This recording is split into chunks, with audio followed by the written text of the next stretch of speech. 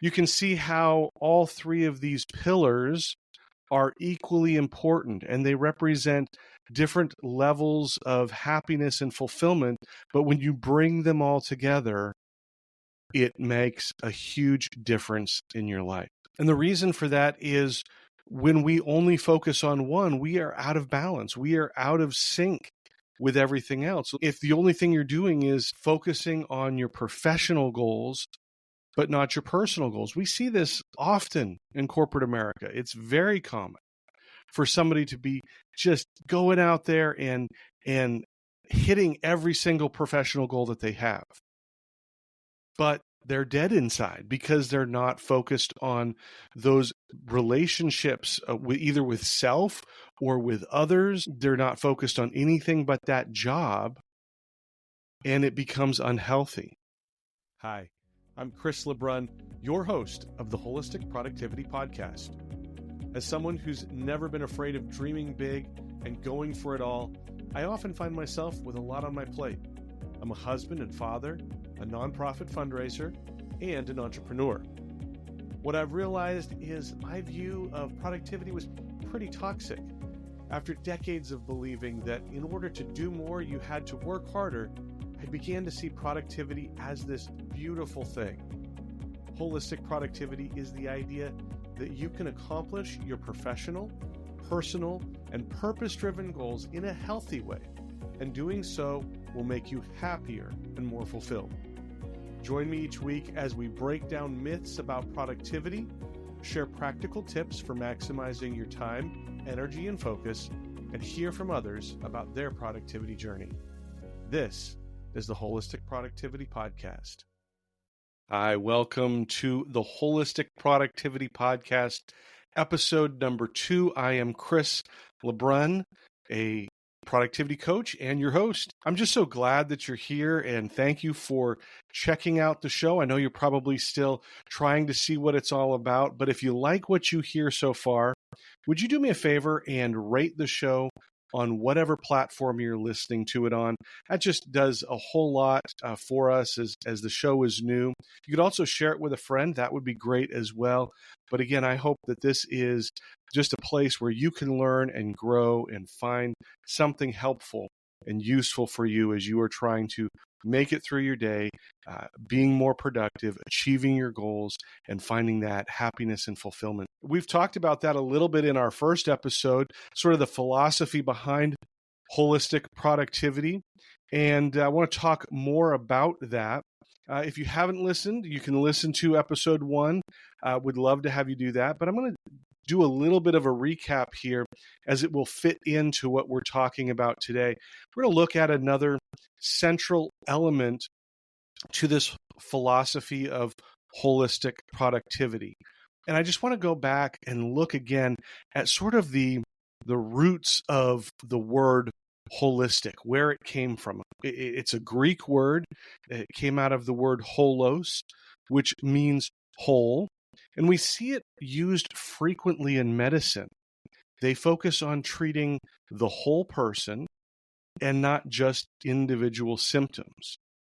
It's not really helpful to treat one symptom at a time. You want to treat all of them because you want to get better everywhere, right? You don't want to just get partially better.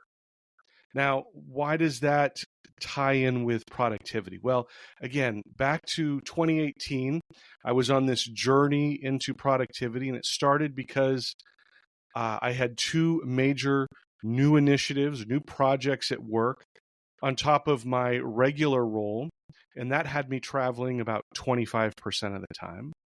I was trying to reach personal goals for me and my family, and I was also volunteering sometimes up to 20 hours a week running a major program for our church's youth group.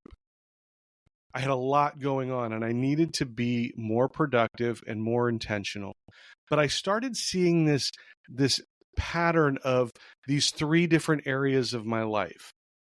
And I was setting goals in each of these areas. In the professional role, I was setting goals in my personal life, and I was setting these purpose-driven goals for my volunteer role. Part of my journey was looking for something that allowed me to treat each one of these areas with the same importance, because I needed to fill the goals in each of those three areas if I wanted to be happier, if I wanted to feel more fulfilled. So I kept coming back to these three areas that make up your whole life. And why would you treat one of them differently than the other? Why would I focus on just one and not the other? Just like in medicine, we want to be productive in all three of those areas.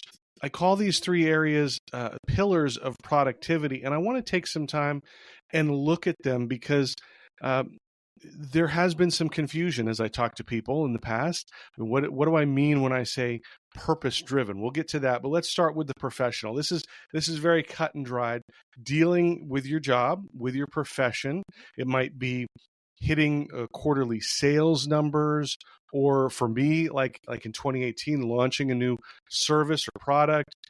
Something that is a goal related to your job or your profession. Personal goals, again, those are pretty straightforward and basic as well. Dealing with yourself or your family. Maybe it's a health or fitness goal that you have. Maybe it's getting out of debt, or something like renovating your kitchen. That is definitely a personal goal that you are doing for you and your family. Now, these purpose-driven goals, again, I said this is where people get confused because they say, my family gives me purpose, or my job gives me purpose. And I love hearing that. That is fantastic.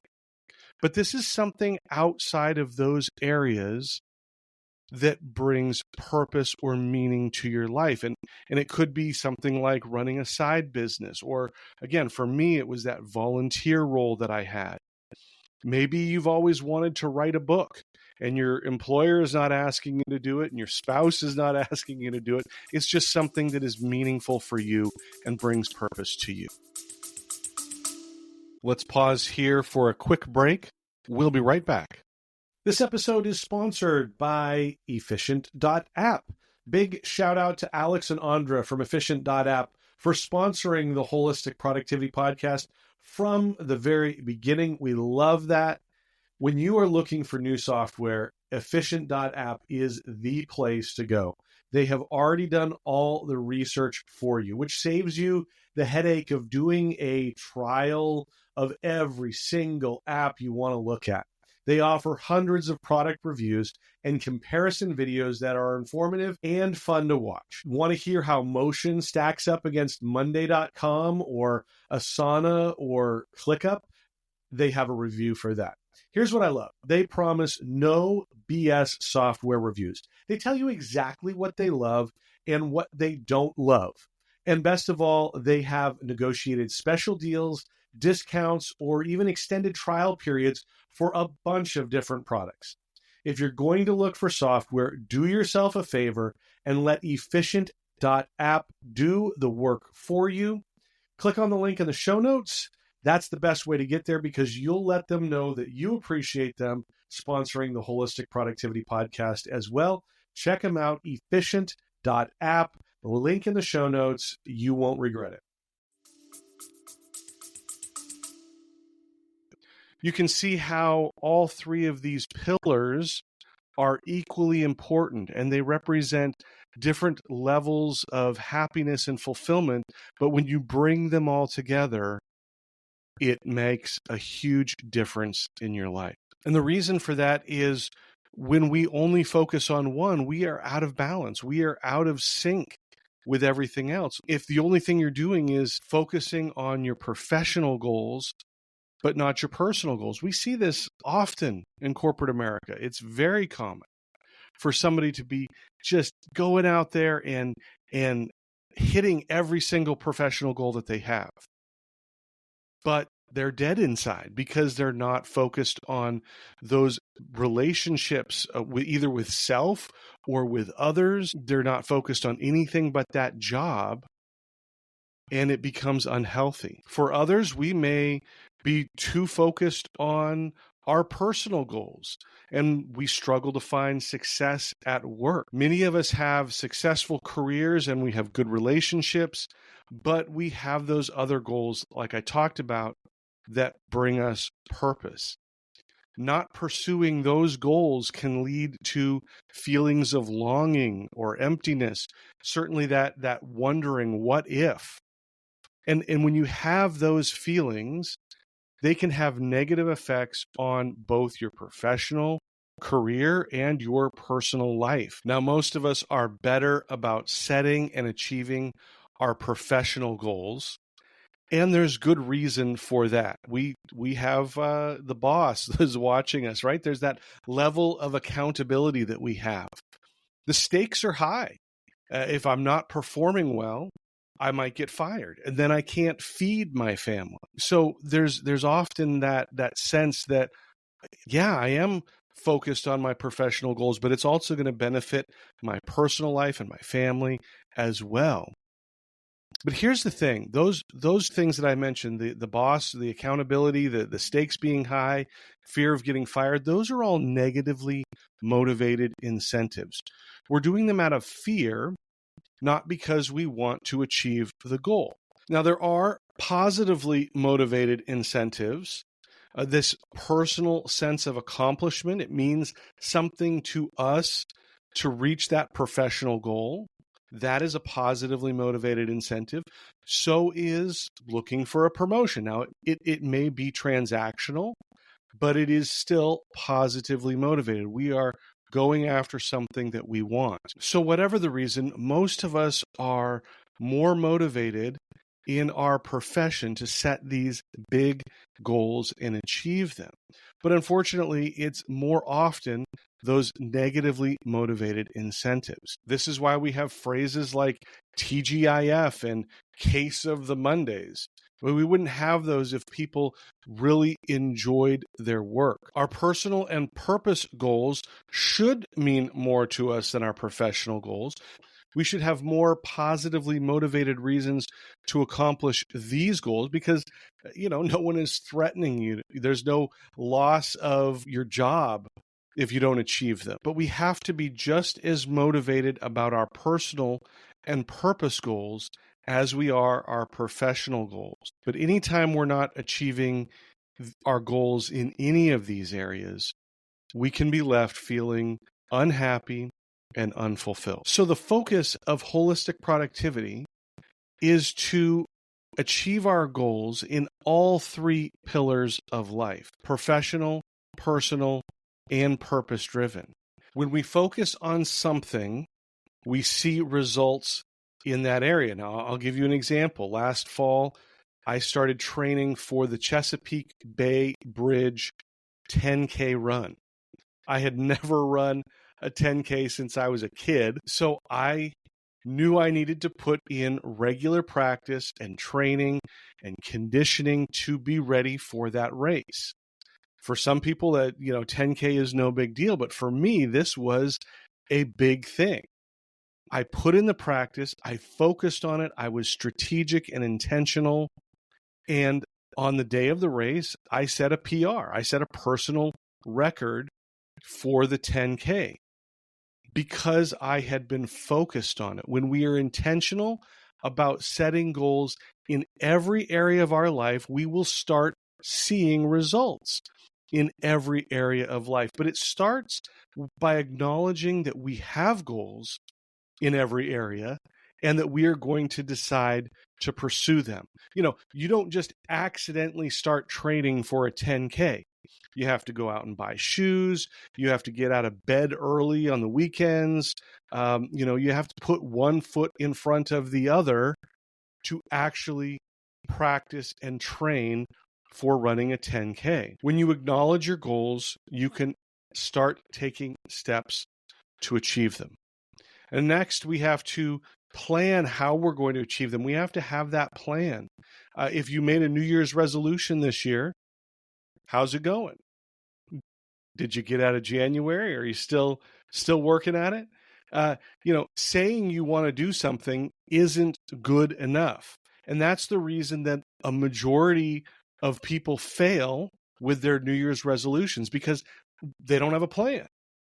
We can't just decide that we're going to lose 20 pounds on New Year's Eve, but without having an idea or a plan of what foods we're going to cut out, when we're going to exercise. And we'll talk about planning in a future episode, but it is at the heart of productivity.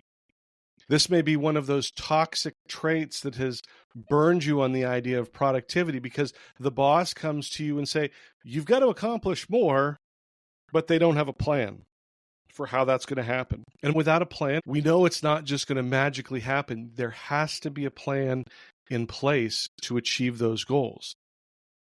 The final step about being intentional is you have to make it part of your day every day. You can't set a goal and then do nothing and expect that it's just going to reach itself.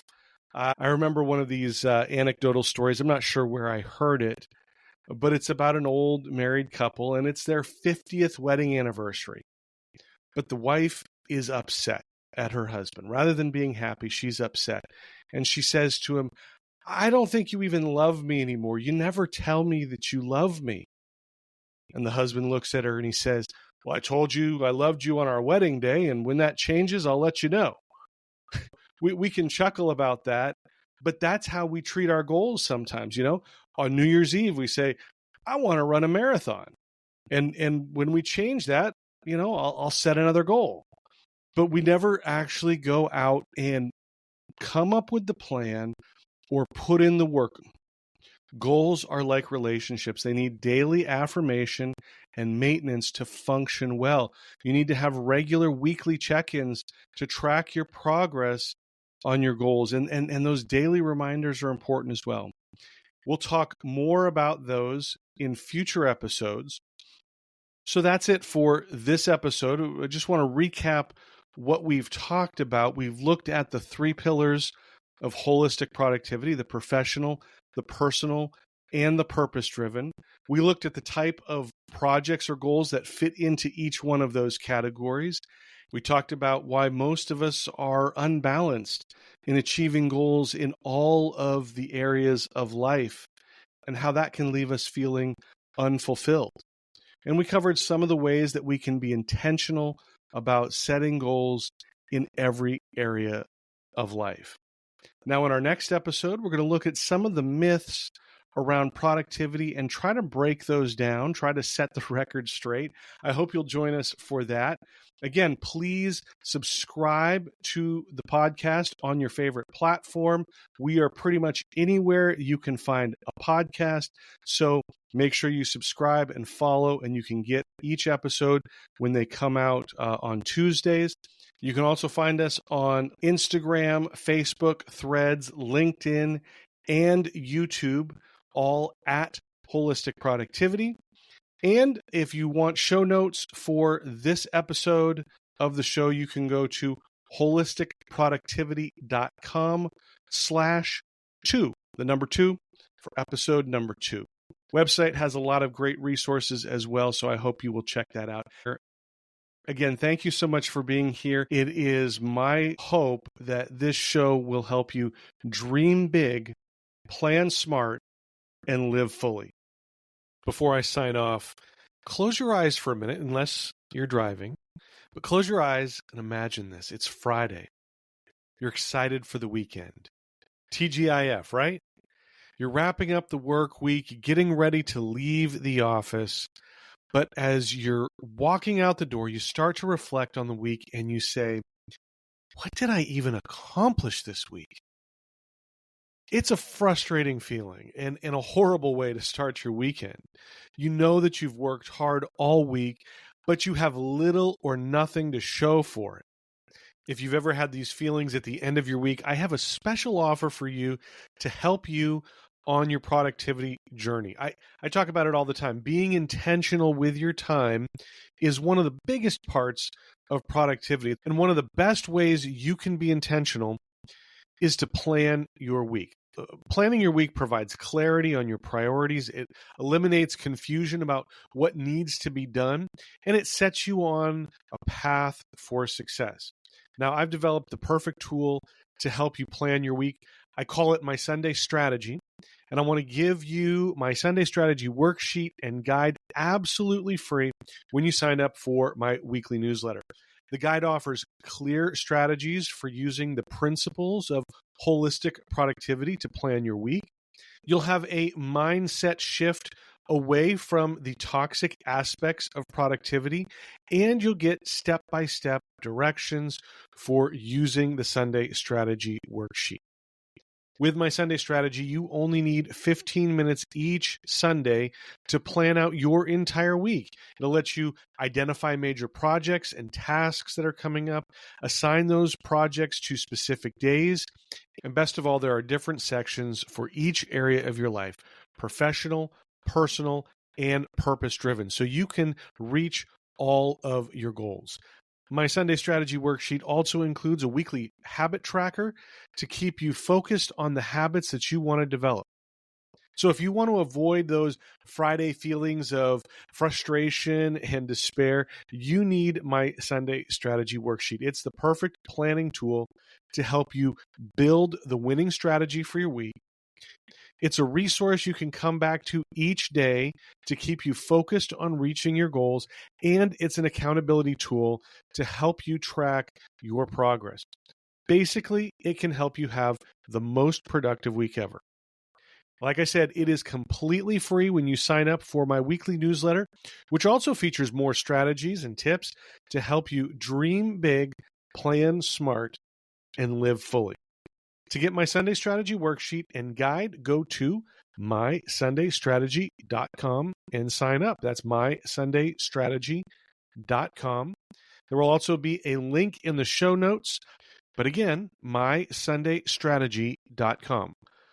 Look forward to having you back here for the next episode of the Wholistic Productivity Podcast.